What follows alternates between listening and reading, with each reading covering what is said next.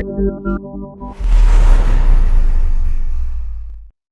everyone, thanks a lot for being part of the Shardeum community, and thanks a lot for attending India's biggest proof of community yet.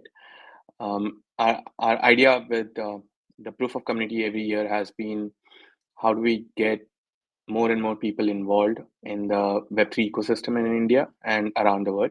And thanks to all of you, I think the proof of community events have been a large success, and we look forward to um, creating more such events around the world.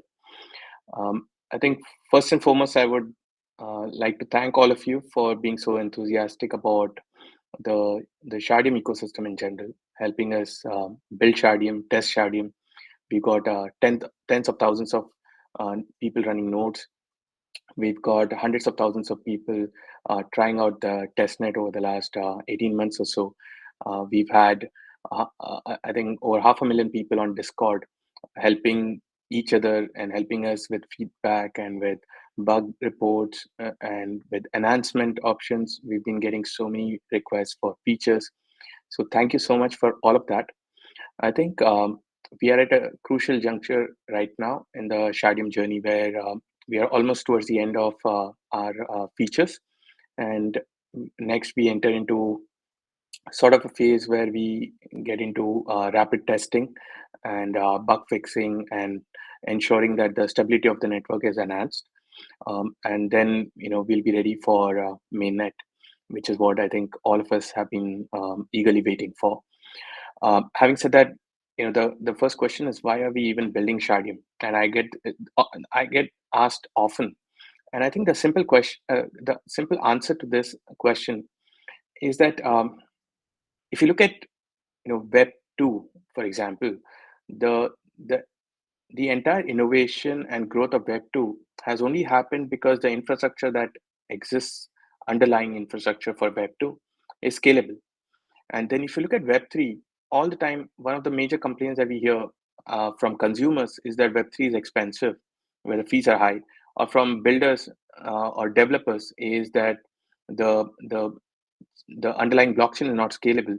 So when they get a lot of users, they hit limits on the blockchain and they are not able to scale their application.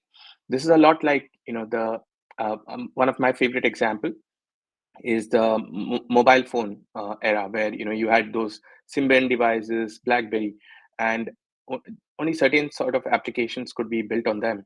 And then came the iPhone, the iOS, and the Android era, where today person, if a developer wants to build an application, they don't have to worry about scalability or what can be built. They're just limited by their imagination.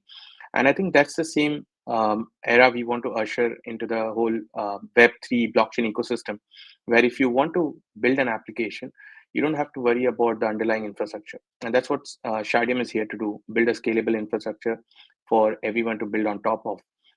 And at the same time, make it affordable for consumers to use such an application or such a blockchain.